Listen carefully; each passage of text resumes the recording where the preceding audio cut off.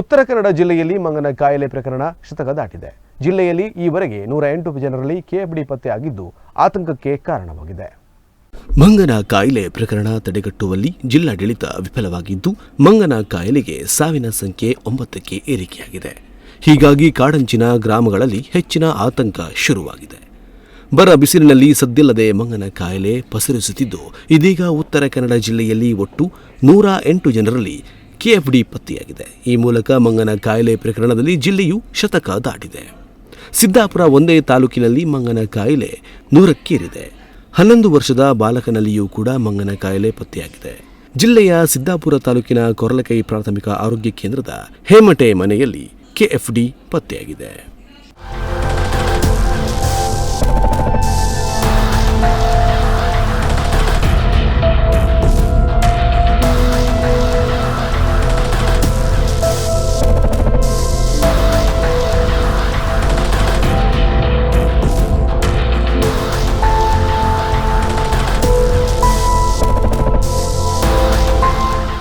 ಕೊರ್ಲಕೈ ಒಂದೇ ಗ್ರಾಮದಲ್ಲಿ ಅತಿ ಹೆಚ್ಚು ಪ್ರಕರಣಗಳು ಪತ್ತೆಯಾಗಿದ್ದು ಮಂಗನ ಕಾಯಿಲೆ ಪ್ರಕರಣ ತಡೆಗಟ್ಟಲು ಜಿಲ್ಲಾಡಳಿತ ವಿಫಲವಾಗಿದೆ.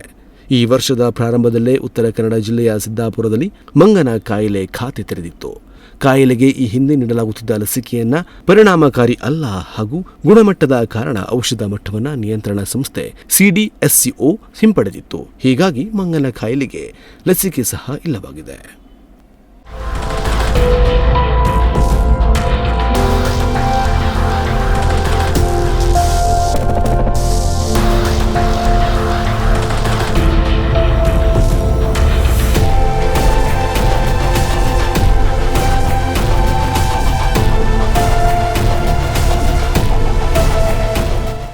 ಹೀಗಾಗಿ ಜಿಲ್ಲಾ ಆರೋಗ್ಯ ಇಲಾಖೆ ಸೊಳ್ಳೆ, ಉಣುಗು, ತಿಗಣೆಗಳು ಕಚ್ಚದಂತೆ ತಡೆಯುವ DMP ಆಯಿಲ್ ಅನ್ನು ಮಾತ್ರ ಜನರಿಗೆ ನೀಡುತ್ತಿದ್ದು 2 ವರ್ಷದಿಂದ ಲಸಿಕೆ ಬಂದ್ ಮಾಡಿತ್ತು.